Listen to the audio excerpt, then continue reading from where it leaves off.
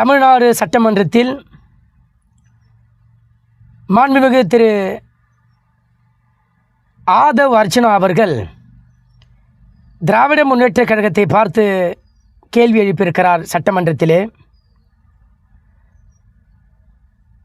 பொறியியல் கல்லூரி, ஆர்ட்ஸ் கல்லூரி, மணல் குவாரி, கல்குவாரி இதையெல்லாம் அவரவர் பெயரிலே வைக்காமல் பினாமியின் பெயரில் வைத்திருக்கிறார்கள் என்று திராவிட முன்னேற்றக் கழகத்தை பார்த்து வினா எழுப்பியிருக்கிறார். அப்படி என்றால் மாண்புமிகு திரு ஆதவ் அர்ஜுனா அவர்கள் அந்த பினாமிகளை கைது செய்திருக்கலாமே. ஆட்சி உங்களிடம்தானே இருக்கிறது, கைது செய்யுங்கள். அது மட்டுமல்ல, மதுரையிலே ஒரு முன்னாள் அமைச்சரை பற்றி பேசுகிறீர்கள் சட்டமன்றத்திலே.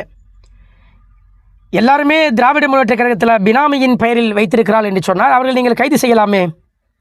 கைது செய்துதான் பாருங்களேன். தமிழக வெற்றி கழக அரசிற்கு திராவிட முன்னேற்றக் கழகத்தின் சார்பில் நான் கேட்டுக்கொள்கிறேன். அப்படி என்றால் உங்களுடைய தொழில்துறை அமைச்சர் மட்டுமல்ல,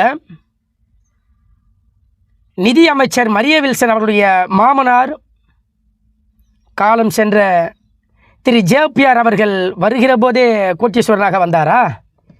ஆரம்பத்தில் அவருடைய தொழில் கான்ஸ்டபிள். அப்போது கான்ஸ்டபிள் தொழில் இருந்து இன்றைக்கு சத்யபாமா என்ற பல்கலைக்கழகத்தை தொடங்கியிருக்கிறார் என்று சொன்னால் இது எப்படி உழைக்காமல் வந்ததா? அவரும் இது போன்று பினாமியை வைத்து கொண்டு தான் பிழைப்புவாதம் நடத்தி வந்தாரா என்ற வினா எழுப்ப முடியுமா இல்லையா? இதையும் திரு ஆதவ் அர்ஜுனா அவர்கள் புரிந்து கொள்ள இயலவில்லை. ஆகவே திராவிட முன்னேற்றக் கழகத்தை பற்றி கேள்வி எழுப்புவதற்கு உங்களுக்கு உரிமை உண்டு. ஆனால் தவறான பிரச்சாரத்தை சட்டமன்றத்தில் இன்றைக்கு அங்கே நடக்கக்கூடிய நிகழ்வுகள் லைவில் சென்று கொண்டிருப்பதால் தவறான பொய் பிரச்சாரத்தை இங்கே நீங்கள் சொல்ல வேண்டாம் என்று திராவிட முன்னேற்ற கழகத்தின் சார்பில் கேட்டுக்கொள்கிறேன்.